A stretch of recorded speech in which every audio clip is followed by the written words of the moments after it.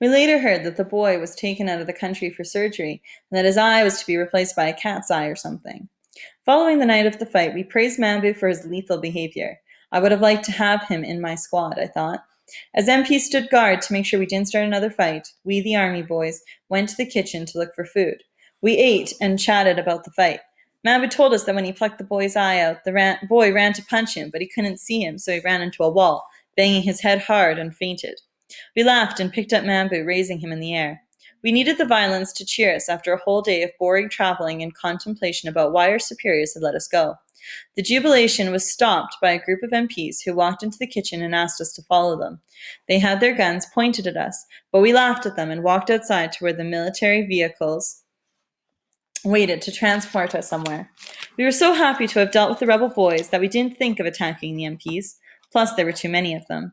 It seemed they had gotten the message that we were not children to play with. Some of the MPs stood by the vehicle, holding their guns tightly and carefully eyeing us. Maybe they are taking us back to the front, Al Haji said, and for some reason we all started singing the national anthem, marching to the vehicles.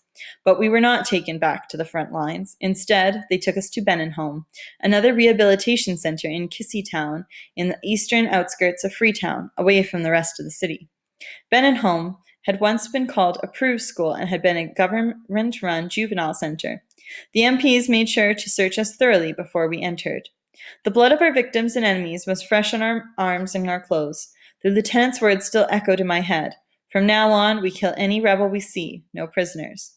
I smiled a little bit, happy that we had taken care of the rebel boys, but I had also begun to wonder again, why had we been brought here?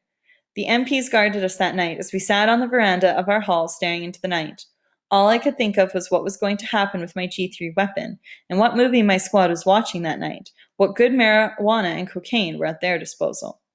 Hey, you guys have any TAF, marijuana for us? Mambu asked the MPs who ignored him. I was beginning to shake. The drugs from the previous nights, before we were brought to the city, had begun to subside in my system. I walked up and down the veranda, restless in my new environment.